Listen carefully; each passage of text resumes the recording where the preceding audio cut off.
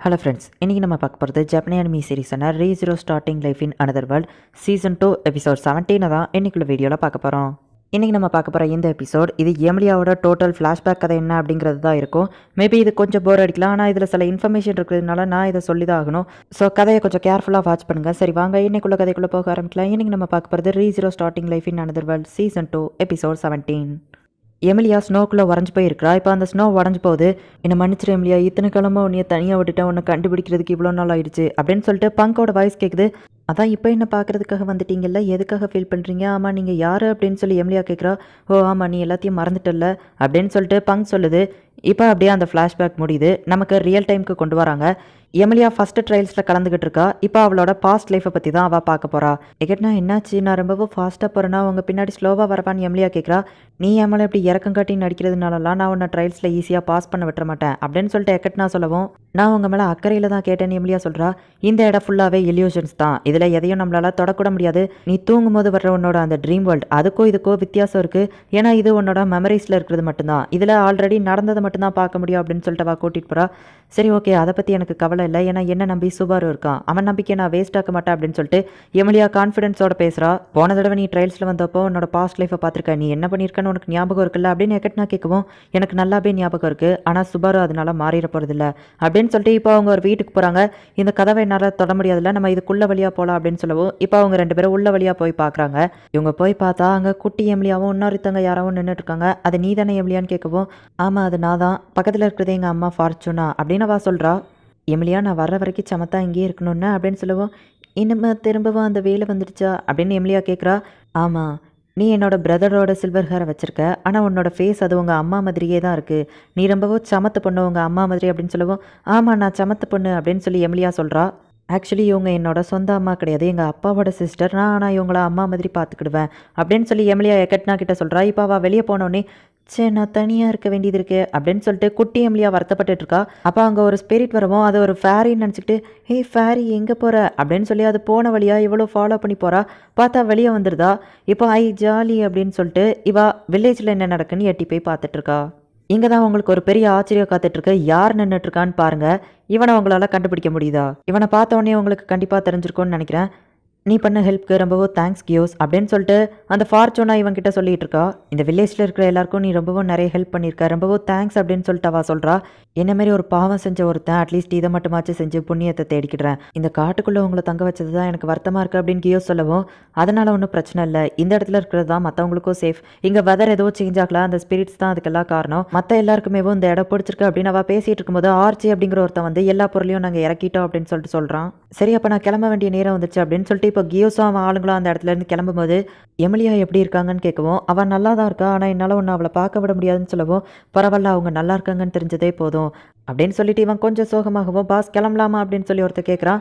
அப்போ ஃபார்ச்சுனா வந்துட்டு நீ செய்கிற ஹெல்ப்க்கு ரொம்பவும் தேங்க்ஸ் அப்படின்னு சொல்லவும், இது என்னோட கடமை தான் அப்படின்னு சொல்லிட்டு கியோஸ் அந்த இடத்துல இருந்து கிளம்புறான். இப்போ அந்த ஆர்ச்சிங்கிற ஒருத்தன் வந்து நீங்கள் டயர்டாக இருக்கீங்களான்னு கேட்கவும், என்ன பார்த்தா வயசானவ மாதிரி தெரியுதா அப்படிங்கவும், நான் அப்படி எதுவும் கேட்கல அப்படின்னோடனே, சரி நீ ஆசைப்பட்டு கேட்குற, இதுக்கப்புறம் உள்ள வேலையெல்லாம் நீயே பார்த்துக்கோ, ஒரு சொட்டி பொண்ணு எனக்காக வெயிட் பண்ணிட்டு இருக்கா அப்படின்னு சொல்லவும், ஐயோ ரூமுக்கு ஓடணுமே அப்படின்னு சொல்லிட்டு எமிலியா பதறி அடிச்சுக்கிட்டு ரூமுக்கு ஓடுறா. என்னதான் அவள் டயத்துக்கு ரூமுக்கு வந்தாலும் அவள் ட்ரெஸ் எல்லாம் அழுக்கா இருக்குது. அப்போ அந்த ஸ்பிரிட் வந்து ஹெல்ப் பண்ண ட்ரை பண்ணுதா. ஆனால் அதுக்குள்ளே அவங்க அம்மா வந்தோடனே என்ன பண்ணன்னு தெரியாமல் இங்க தூக்கி அவள் மேலே ஊற்றிக்கிடுறா. சாரிம்மா நான் வரையணும்னு ஆசைப்பட்டு தெரியாமல் இங்கே என் மேலே கொட்டிட்டேன் அப்படின்னு எமிலியா சமாளிச்சிருதா. சரி ஓகே அப்படின்னு சொல்லிட்டு ஒன்றும் பிரச்சனை இல்லை அப்படின்னு சொல்லிட்டு, உனக்கு எதுவும் அடிப்படையில் இல்லை எமிலியா அப்படின்னு அவள் கையை பார்த்துட்டு இவளை கட்டி பிடிச்சிக்கிட்டதா. என்னாச்சு மம்மி அப்படின்னு அவள் கேட்கவோ, ஒன்றும் இல்லை, நான் உன்னை இன்றைக்கி ரொம்பவும் மிஸ் பண்ணேன் எமிலியா, எனக்கு ஒன்று தான் ரொம்பவும் பிடிக்கும் அப்படின்னு சொல்லிட்டு அவள் லைட்டாக எமோஷ்னல் ஆகுறா. நீ மறக்கணும்னு நினச்ச மெமரிஸ்லையோ சில நல்ல விஷயங்கள் இருக்குன்னு எக்கட்னா சொல்லவும், நீ என்னையோ எங்கள் அம்மாவையும் ஏதாச்சும் கிண்டல் பண்ணுவேன்ல நான் நினச்சேன் அப்படின்னு எமிலியா சொல்கிறா. நீ என்னோட கேரக்டரை ரொம்பவும் தப்பாக நினச்சி வச்சிருக்க அப்படின்னு எக்கட்னா சொல்கிறா. பயப்படாத எக்கட்னா, நான் வெளியே யார்கிட்டயோ போயிட்டு உன்னை பற்றி தப்பாக சொல்ல மாட்டேன் அப்படின்னு எமிலியா கிண்டல் பண்ணுவோம். இது எல்லாத்துக்கும் காரணம் அந்த சுபாரு தான், அவனால தான் நீ இவ்வளோ கான்ஃபிடென்ஸாக மாறிட்ட. சரி ஓகே, இதுக்கப்புறம் நீ பார்க்கக்கூடாதுன்னு நினச்சா அந்த பாஸ்ட்டை பார்க்கலாமா அப்படின்னு சொல்லி கேட்கவும், வெயிட் பண்ணு, நான் இன்னும் ஒரு விஷயத்தை பார்க்கணுன்னு ஆசைப்பட்றேன், அந்த சீல் அப்படின்னு எமிலியா சொல்கிறா. லிட்டில் ஃபேரி வா இன்றைக்கே நம்ம தப்பிச்சு போகலாம் அப்படின்னு எமிலியா சொல்லவு பார்த்தா கதவு தட்டுற சவுண்ட் கேட்குது. அவள் எஸ்கேப் ஆகிற அந்த ரூட்டை டக்குன்னு மறைச்சி வச்சிருதா. ஆர்ச்சி நீங்கள் எதுக்காக இங்கே வந்தீங்கன்னு கேட்கவும், உனக்கு குக்கீஸ் கொண்டு வந்தா அப்படின்னு நம்ம கொடுத்துட்டு போனதுக்கப்புறமா திரும்பவும் இவள் எஸ்கேப் ஆகி அந்த இடத்துக்கு வந்து பார்க்குறா. கியோஸோட ஆளுங்க தான் இன்றைக்கும் வந்திருக்காங்களா, இவங்க அப்படி என்ன தான் சீக்ரெட் வச்சுருக்காங்களோ அப்படின்னு சொல்லிட்டு எமிலியா யோசிச்சுட்ருக்கா. நீ ரொம்பவும் நிறைய ஹெல்ப் பண்ணுற, தேங்க்ஸ் கியோஸ்.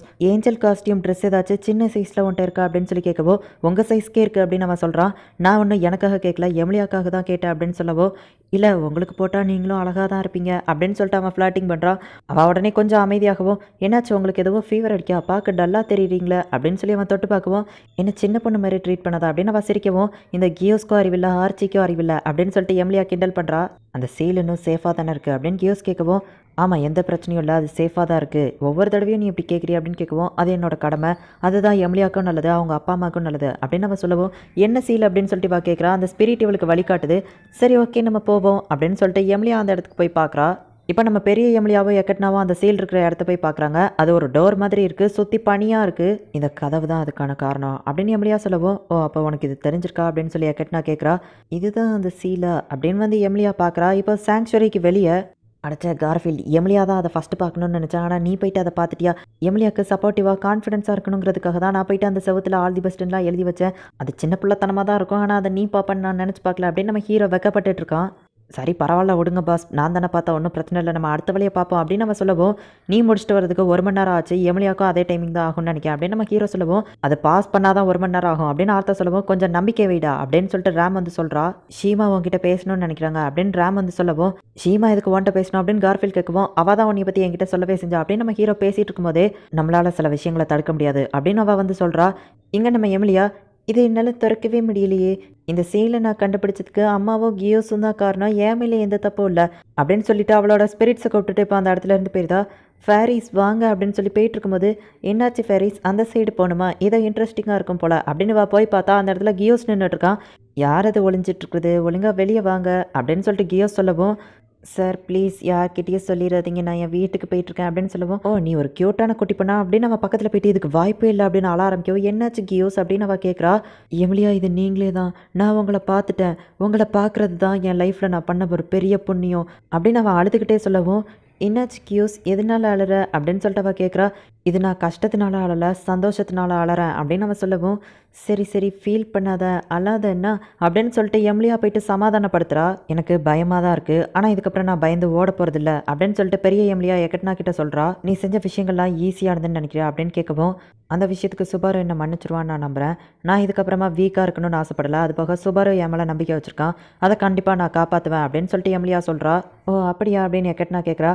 நான் இப்போ தயாராகிட்டேன் அப்படின்னு எம்லியா சொல்லவோ, சரி ஓகே வார்ம் அப் ரவுண்டெல்லாம் முடிஞ்சிடுச்சு, இதுக்கப்புறம் தான் அந்த ட்ரையல்ஸே ஸ்டார்ட் ஆக போகுது, இதுக்கப்புறம் தான் நீ முக்கியமான விஷயங்களை பார்க்க போகிற அப்படின்னு எக்கட்னா சொல்கிறா. கியோஸ் சீக்கிரம் வந்து என்ன பிடி பார்ப்போம் அப்படின்னு சொல்லி எம்லியா ஓடுறா. இவனுக்கு முடியலை.